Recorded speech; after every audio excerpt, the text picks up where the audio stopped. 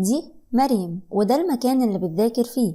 مريم كانت بنت ذكية ومنظمة وبتطلع على طول من الأوائل، وفي يوم من الأيام كل ده اتغير. مريم بقت كئيبة ومنعزلة والأوضة بتاعتها على طول مكركبة وكرهت المذاكرة والكتب. بابا وماما أول حاجة فكروا فيها إنهم يعرضوها على دكتور يمكن يكون في سبب عضوي مسبب لكل ده، لكن كل التحاليل طلعت سليمة الحمد لله. قالوا طب نعرضها على دكتور نفسي، لكن برضو مع الأسف شهور من الأدوية ووسائل العلاج النفسي بدون فايدة، لغاية ما محفظة القرآن بتاعتها قالت لها جربي يكون ليكي ورد من سورة البقرة كل يوم واضغطي على نفسك شوية. وبعد أسبوعين من المداومة على سورة البقرة بدأت مريم تحس إنها بتتحسن وبترجع تحس بالحياة. قامت الصبح سيحت لها سندوتش جبنة رومي في الميكروويف مع كوباية شاي بلبن وقعدت تتكلم مع ربنا وتقول أنا مش عارفة ليه أنا اتغيرت كده فجأة، كأن في حد مسيطر على كل ردود أفعالي، كأني مش أنا، بس الحمد لله إن أنا بدأت أرجع تاني لطبيعتي، شكرا يا رب. وهي جاية تقوم ايديها جت على مخدة السرير بتاعها ولقت حاجة مكلكعة كده، فشالت كيس المخدة فلقت فتحة صغيرة من الجنب وسعتها ودخلت ايديها وطلعت من المخدة قماش غريب كده ومعقود وورق فيه كلام غريب. ايه ده؟ محتاجين نعرف الاول يعني ايه سحر. السحر في اللغة هو تخييل الامر على انه حقيقة وما هو بحقيقة، او اخراج الباطل في صورة الحق.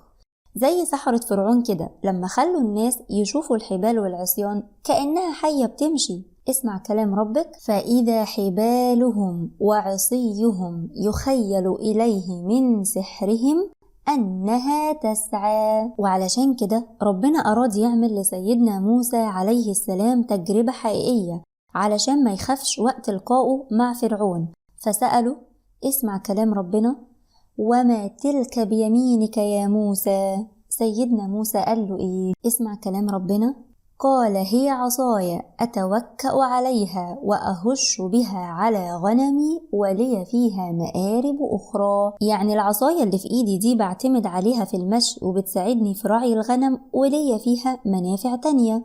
ربنا قال له إيه؟ قال ألقها يا موسى فألقاها فإذا هي حية تسعى. يخاف بقى سيدنا موسى ولا ما يخافش؟ يخاف طبعا. فربنا يقول له قال خذها ولا تخف سنعيدها سيرتها الأولى، يعني ما تخافش هنرجعها عصاية تاني. وقت التجربة بقى مع فرعون السحرة أول لما شافوا حية سيدنا موسى عليه السلام خروا سجدا. ليه؟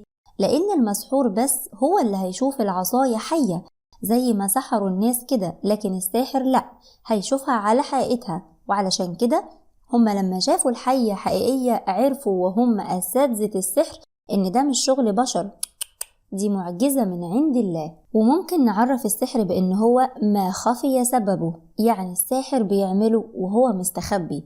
ربنا قال عن سحرة فرعون اسمع كلام ربنا سحروا أعين الناس، يعني أخفوا عنهم عملهم.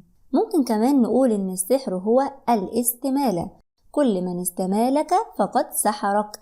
وعلشان كده الرسول صلى الله عليه وسلم قال وهو بيمدح بعض الكلام والبلاغة في اللغة العربية إن من البيان لسحرا. السحر في اصطلاح الشرع اتفاق ما بين ساحر وشيطان، يقوم الساحر بفعل بعض المحرمات أو الشركيات ليساعده الشيطان. طيب هل الجن بيساعد الساحر وبيخدمه بدون مقابل؟ طبعا لا. كل ما كان الساحر كافر أكتر كل ما الشيطان نفذ له أوامره أسرع. طب لو رفض الساحر يعمل الأمور الكفرية دي هيمتنع الشيطان من خدمته وهيعصي أوامره. زي إيه بقى الحاجات اللي بيعملها الساحر علشان يتقرب للشيطان؟ ممكن يلبس المصحف في رجله ويدخل بيه الحمام أعز الله القرآن، أو ممكن يكتب آيات القرآن بدم الحيض ربنا يعافينا، أو يصلي من غير وضوء عمدا، أو يذبح للشيطان وما يذكرش اسم الله عند الذبح، أو يكتب سورة الفاتحة معكوسة. كل الحاجات دي احنا بنوضحها عشان نبين مدى كفر الساحر. سبحان الله، لو بصيت لوش الساحر هتلاقي غمامة سودة على وشه. ممكن تلاقي الشياطين بتؤذي أولاده وزوجته، ما يقدرش ينام مرتاح البال، زي ما ربنا سبحانه وتعالى قال ومن أعرض عن ذكري فإن له معيشة ضنكا. في ناس بقى بتقولك مفيش سحر والكلام ده، أو مؤمنة بوجود السحر، لكن لو حد تعب فيهم هتلاقيهم بيتركوا كل الأبواب إلا باب الأمراض الروحية، لأنه مش على بالهم، مع إن في سورة كاملة في القرآن الكريم اسمها سورة الجن، وكلمة الجن اتذكرت في القرآن 22 مرة، وكلمة الشيطان 68 مرة. طب إيه بقى الأدلة على وجود الجن والشياطين أصلا؟ الأدلة من القرآن كتيرة، على سبيل المثال للحصر اسمع كلام ربنا: وإذ صرفنا إليك نفرا من الجن يستمعون القرآن. يعني مجموعة من الجن راحت للرسول صلى الله عليه وسلم تسمع القرآن، لأن ربنا أرسله للإنس والجن. طب إيه أدلتك بقى على وجود السحر؟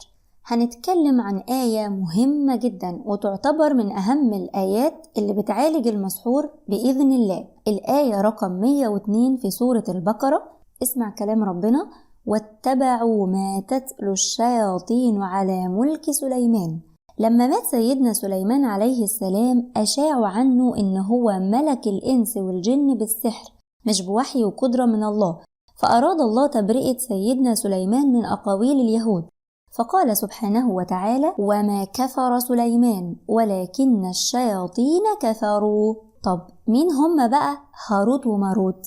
في الآية دي برضو ربنا سبحانه وتعالى بيقول: وما أنزل على الملكين ببابل هاروت وماروت. بابل مدينة في العراق، وهاروت وماروت في قول بيقول إن هم ملكين من عند ربنا سبحانه وتعالى، ربنا أرسلهم لاختبار الناس. دليلهم قول الله سبحانه وتعالى: ونبلوكم بالشر والخير فتنة. كانوا كل ما بيعلموا حد بيحذروه من تعلم السحر وبينصحوهم علشان يقيموا عليهم الحجة.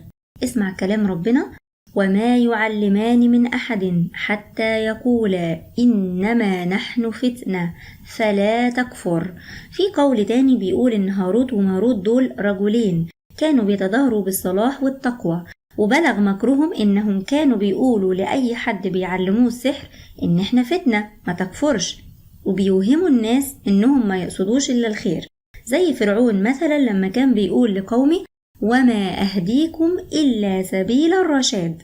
وزي ما بيعمل دجال كل زمان إن هو بيغطي نفسه بأعمال الخير وبيستغل عقول البسطاء والجهلة، أو زي اللي بيخاوج إن مؤمن، بهدف توسيع الرزق والتوفيق ما بين الزوجين. طبعا لو كان التعاون مع الجن نافع كان هيأمرنا بيه النبي صلى الله عليه وسلم. طب ما القرآن نفسه استخدم لفظ ملكين. لو على الرأي الأول هم كانوا من الملائكة فعلا، ولو على الرأي الثاني فقالوا ان القرآن استخدم اللفظ ده لان العرف الجاري في الوقت ده ان هما ملكين، لان اليهود زعموا انهم مرسلين من عند الله سبحانه وتعالى، وزي لما بنكتب في التاريخ كده آلهة الخير والشر حسب زعمهم هما، وقالوا لا يليق بالله إنزال ذلك، ومستحيل ملك يعلم السحر لأن من سحر فقد كفر، وتعالى الله أن يرسل الملائكة بهذا. إيه بقى أعظم سحر بيحبه الشيطان؟ لو جينا تدبرنا في الآية دي نفسها هنلاقي إن هو اتذكر فيها.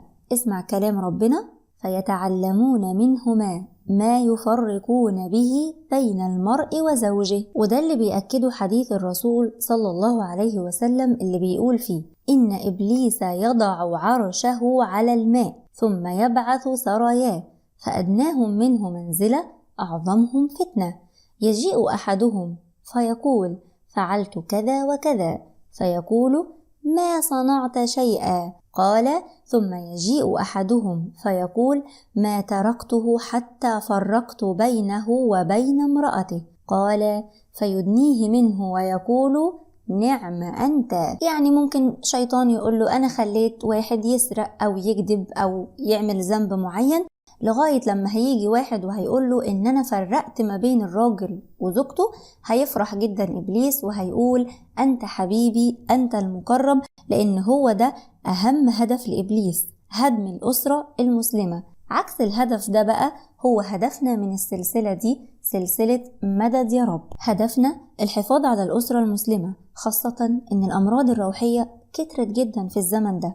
اللي هو متضايق من حد، طب اعمل له سحر. حلم من أحلامي إن احنا يكون عندنا مستشفى للأمراض الروحية يكون فيها مجموعة من الشيوخ الأفاضل اللي بيعالجوا بطريقة الرقية الصحيحة وبالقرآن بدون بقى الخزعبلات والدجل الكتير في الموضوع ده. لكن بما إن مفيش كده، فإحنا هدفنا إننا نعلم كل بيت مسلم ألف ب تحصين. ما تخافوش، وافتكروا دايما: وما هم بضارين به من أحد إلا بإذن الله.